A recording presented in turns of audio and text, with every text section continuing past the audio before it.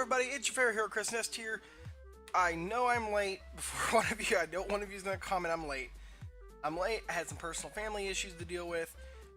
It's pretty serious. I don't want to talk about it, but today we're reacting to Death Battle. And y'all should be excited because there's going to be, hopefully things go as planned. There will be a string of uploads. Hopefully. I'm hoping. Anyway, today's is Death Battle, Samurai Jack versus Afro Samurai. I did not watch any of the Afro Samurai's media because I really couldn't find it, and I have looked. So I'm rooting for Samurai Jack. I've looked up and read what Afro's about, so I don't know. Like I said, I'm rooting for Samurai Jack, but you all know the drill. The link to the original video is in the description below, so go click on that and watch the original, which you probably already have since I think this is a week late, and then come back here and watch it with me. And with that, let's get watching, guys. Also, I had to skip the commercial because the last time they had an advertisement, the music was copyrighted and my video got taken down, so I had to end up re-uploading that video. So let's pit two of the best of them in a fight to the death. Samurai Jack, the warrior prince lost in time. And Afro Samurai, who's one cold-blooded mother effer. He's whiz and I'm boomstick. And it's our job to analyze their weapons, armor, and skills to find out who would win a death battle. Long ago, like I said, I'm rooting for Jack, Aku, so the shape-shifting master of darkness. No, my luck, I'm gonna lose because I've not called a lot of the winners in this one, samurai sadly. warrior wielding a magic sword stepped forth to oppose me. I mean him. And that nameless samurai became known as Jack. Jack was out. Jack. Yo, Jack was Jack. Doesn't really strike fear into your enemies. No. Young Jack was the son of a Japanese emperor who had imprisoned Aku years I don't know before. that. However, upon So Aku's Jack's not his real return, name? the emperor and his army were quickly defeated. The last of all hope remained in the hands of his son. Oh, look how small he is. Well, to prep for Miss old beating the school snot out of cartoons. Aku, little Jack traveled the world, training with the best of the best. Most notably, he learned horseback riding from a sheikh, staff fighting in Africa, wrestling from gladiators, axe throwing from a Russian boyar, mounted combat from the Mongols, martial arts from Shaolin monks, And archery from freaking Robin Hood. You know, Damn. everyone's favorite talking fox. Ooh, da lolly. wrong Robin Hood. That's your opinion. Jack's progress was exceptional. At just 8 years old, he defended a whole village from a band of marauders. Oh, really? Before he could even legally drink the good stuff. 17 years later, he was ready for the final boss. He just needed one more thing. His pajamas. No, his katana. Katana, pajama, tomato, Alfredo. It's all the same. But before Jack could put his training to good use, Aku pulled a bitch move and zapped him hundreds of years into the future. What a waste. Just like when you spend 4 sleepless years struggling through college and then find out too late that nobody cares about your English major. I thought you graduated from the School of Evil Science or something. Well, you still have to pick a major. Should have chose a more practical one, Wiz, like mine. Anyway, even though he was trapped in the future, I remember Jack that stuck one. to his mission to get back to the past and take down Aku. And he had the right weapon for the job. See, Aku cannot be harmed by conventional means. Thus, a special blade was forged by gods from Norse, Egyptian, and Hindu pantheons. This mystic sword is nearly unbreakable and absolutely incorruptible. And boy, is Jack's katana an extremely effective weapon. It can absorb and redirect Yeah. energy, including fire, vaporize beings of evil, and slice through nearly any substance, even adamantium. The Wolverine super metal? Why is that there? Probably just coincidental naming, but it is shown to be stronger than steel. Of course it is. So the sword's pretty Yeah, of awesome. course but it so is. is Jack. He's strong enough to push over this giant pillar, tough enough to survive a fall from orbit, and fast enough to defeat 6 bounty hunters in the time it took for 1 drop of water to hit the ground. By timing the drop, all this had to have taken place in about 1/3 of a second. He's like a ninja samurai. Jesus! Ninja Mirai. Actually, he is trained in ninjutsu, which probably helped when he was forced to dodge beams of sunlight. for this one in particular, it's clear Jack began dodging after the beam was fired. By examining both Jack and the beam's movement frame by frame, we've concluded his highest reaction speeds must be nearly 70% the speed of light. Damn, that's fast. What can he do? I knew Next Jack thing was you'll tell me he absurd, has the but I didn't power remember to him fly being or that something. absurd. Well, Jack can't fly, but he did learn how to... Jump good. Yes, that. By Jump strapping good. a giant boulder on his back, which compared to his height we can determine to weigh 39 tons, Jack learned how to leap high enough to clear these trees. Crouching tiger, hidden samurai. These trees are pretty big, and this jungle has a bunch of these ugly baboons running around. And if I were a betting man, which I am, I'd say that this is the African rainforest, where the average tree is about 130 feet tall. Tips on Jack from my basketball team. Guy's got hops. We haven't even mentioned the time he survived several exploding missiles with his friend, the Scotsman. Why does he look so familiar? Well, I like him.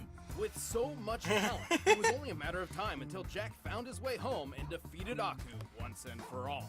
But it took a lot longer than it probably should have. 50 years, in fact.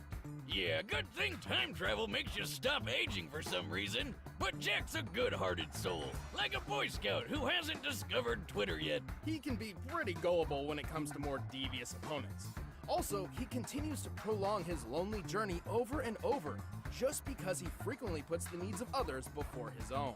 Still, the forces of evil should watch out for Samurai Jack.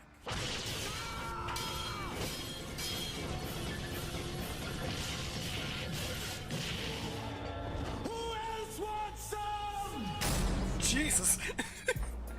The stories that surround the Here's two the one I'm sacred interested in. headbands are as many as the men who died in their pursuit. What's so damn. special about some strips of head cloth? Legend says they were created by the gods, or they can grant the wearer supernatural powers. But in truth, the headbands only bring pain and loss. Such was the case with Afro Samurai. Wait, did his parents really call him Afro? Talk about setting big expectations. Well, no, it's a nickname, but Yeah. even if they did, have you seen his dad? I think they knew what to expect. Damn, just look at it. Oh, and hey look, he's got the #1 headband. Here's how this works. The person who wears the #1 headband is said to rule the world, and the only person who can challenge the #1 is whoever possesses the #2. Okay. In contrast, That makes anybody can sense. challenge the owner of the #2 for the right to wear that headband, and thus gain the right to challenge the #1. So, like, you just work your way That is up surprisingly so that only fair, one actually. guy in the world can challenge you? So where do I get one of these headbands? Then no one will mess with me. Actually, the opposite would probably happen, which young Afro witnessed firsthand when some freak named Justice showed up with the #2 and killed his father right in front of him.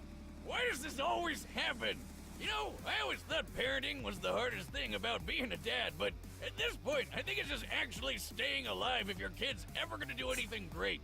Or just sticking around for them. Despite knowing that he was effectively creating a future challenger, Justice left Afro alone to mourn his loss. So, of course, Afro swore revenge and started learning swordsmanship under a swordmaster named Swordmaster. Who the hell is naming these people? Yeah. Through Swordmaster's Great training naming. of sword mastery, Afro learned the traditional What is your samurai name, fighting Swordmaster? styles of Swordmaster. Kenjutsu and Kendo. No, seriously, what is your Kenjutsu name? is all about how to kill an opponent as fast as possible, while Kendo is more about discipline and being zen and stuff. Naturally, Afro preferred the more kick-ass one. Right. Swordmaster's Yeah, goal was to from what I refine can see, Afro's at body least. and mind, instilling upon him a sense of honor, or Bushido. But that didn't quite mesh with Afro's thirst for vengeance. So, when he found out that Swordmaster had the #2 headband all along, he knew what he had to do. No hesitation, just kills him. And now he could take down the guy who killed his dad. Alongside his new friend, / burden, Ninja. Oh, come the f*** on! Where did this guy come from? Now don't we look like shit? How you been, man? Well, it's not entirely clear. He's there, Ninja but Ninja. at the Oh, same God, time, the not. God. Ninja is believed to be the guardian of the #2 headband. But All he ever really does is talk, and talk some more. He got arrows and grenades and shit. You ain't got no chance, dude. Though it's also possible Ninja is simply a figment of Afro's mind, brought about by psychological stress. You know, That makes I have sense. an imaginary friend. Aren't you a little old for that? Not for Al Gundy. He's a gun who also talks to me. He tells me to do stuff. Okay. Anyway, to be honest, calling Afro a samurai is a bit misleading. He's actually more akin to a ronin, a samurai with no master. And so, with his swordsmanship perfected, Afro wandered the world searching for justice, carrying an arsenal fit for revenge. Including his father's sword. This super long blade has lasted through decades of battle without much issue. Perfect for kicking some ass. He also has a steel comb, which can be a surprisingly effective offensive and defensive tool. And since he doesn't care about that honor BS, he's not afraid to play dirty by attacking with his sandals. But while on the road to justice, Afro's #2 headband attracted all manner of dangerous enemies. Luckily, he's more than capable of dealing with each and every one of them. He's strong enough to cut other swords in half, throw his sheath through another guy's throat, and even tear off metal arms. Pretty impressive, as many modern metals have tensile strength as high as 80,000 pounds per square inch. Afro is fast enough to cut bullets out of thin air, and even a laser beam. I should note that it's not a plasma-based beam. It bounces off reflective surfaces, doesn't explode upon contact, and it's literally labeled a laser. This means Afro blocked a beam that moved as fast as light, more than 670 million miles per hour. Get this, that laser beam came So wait, from what's a faster, robot reacting version and of dodging? Afro. Talk about metal. light-based this Afro beam? droid could easily smash up a car, and our boy Afro just tore blocking it one? apart. He's survived getting hit by that's kinda hard to rockets, determine. including this RPG that fragmented a giant cliff face. RPG in a backpack. Damn! I think I smell math coming. This tree nearby is most Holy likely shit, a Japanese dude. mountain ash, which can sometimes grow as high as 30 feet. With that in mind, we compared its height to the fragmentation created by the explosion, and compared the resulting surface area to the shear force for granite. With this, we deduced the RPG's highest possible explosive yield must be around 72 tons of TNT. Damn, what kind of mega rocket launcher are these guys packing? And where do I get it? Many stood in his way, and Afro didn't get through them all unscathed. But by the end, he cut down justice, took his revenge in hand, and proved to the world that Afro Samurai is #1. Why you gotta kill all my men? Why you gotta kill me? Nothing personal. It's just revenge. All right, the combatants are set. Let's end It this sounds debate like a lot once of and for Afro's all. feats But trump first, looking at Jack's. these swords makes but- me want to sharpen my knives for my Blue Apron meal tonight. By now, you've probably heard of Alright, so I had to skip the ad for copyright reasons.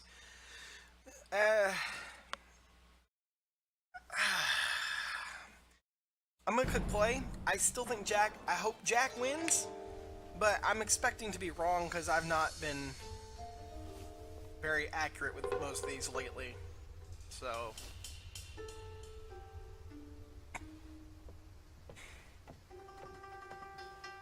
I mean, I think Jack's arguably survived more. But I think Afro's definitely got a strength advantage. Your sword smells of blood. So does yours.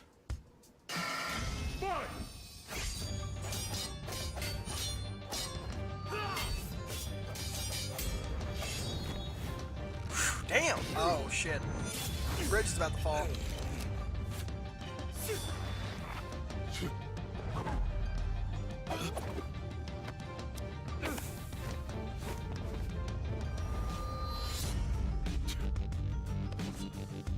Yep, Jack doesn't need to see.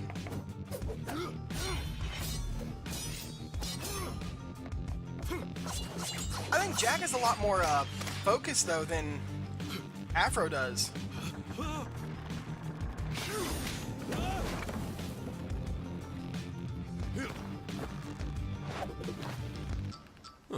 You jump good. Oh, thank you? Oh, thank you? Oh shit, dude. Come on, Jack.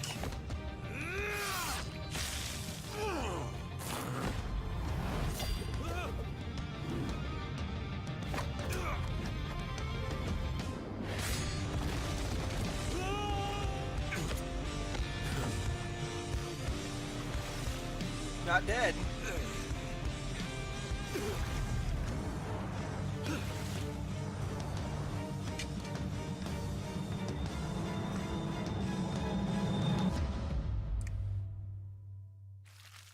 I'm pretty sure Jack lost his arm, but he killed him.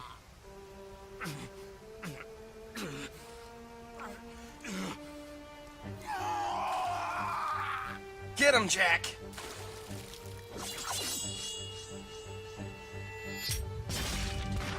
Hell yeah!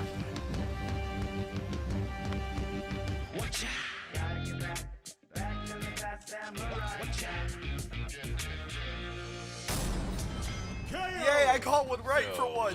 like, is he gonna get his arm back, or...? Afro was an exceptional warrior, and his skills would absolutely dominate most sword fights. However, Jack has had a lot of experience with opponents who fight dirty, and Afro could not stand yeah, up that's to true. his I forgot physical about that. superiority. Yeah, Afro never showed strength like how Jack lifted that 39-ton boulder. Jack could react as fast as 70% the speed of light. Afro did block that light speed laser beam, but based on the distance between him and the Afro droid, he only needed to react around 21% the speed of light to do this. Still putting him at impressive relativistic speeds, but not even half as quick as Jack. Also, while Afro survived that mega-sized RPG explosion, don't forget how Jack survived a fall from orbit. While it does seem the spacesuit was responsible for Jack's surviving re-entry, it certainly can't be held solely accountable for the final impact. Starting his descent from the Kármán line, or the boundary between Earth's atmosphere and space, Jack covered a distance of 62 miles in just under 7 seconds, moving well over terminal velocity. Thanks to being propelled by exploding space beam. Which means his top velocity was approximately 37,000 miles per hour. Adding the spacesuit's weight to his own, this means his impact force must have equaled about 19 megatons of force. Yeah, Afro's way not more killing than anything that. Afro survived. And then he just got up and walked away. Badass. In the end, Jack was just too fast, too strong, too tough, and too well trained for Afro to handle.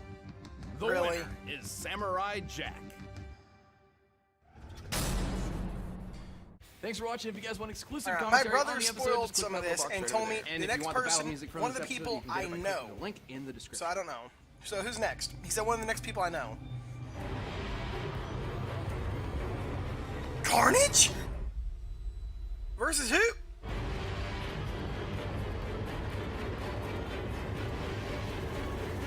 Who the hell is that?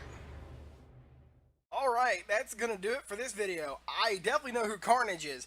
I have no clue who this Lucy character is. I've never even heard of that series either. Elfin lied.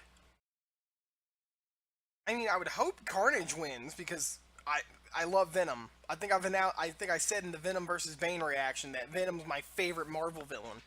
Carnage is kind of, he's up there too, but that's because he's like Venom. But with that said, guys, if you all enjoyed this reaction, hit the like button, please, and tell me in the comments below what you thought. And with that said, I want each and every single one of you to stay awesome, and I will see you in the next video. Goodbye, everybody.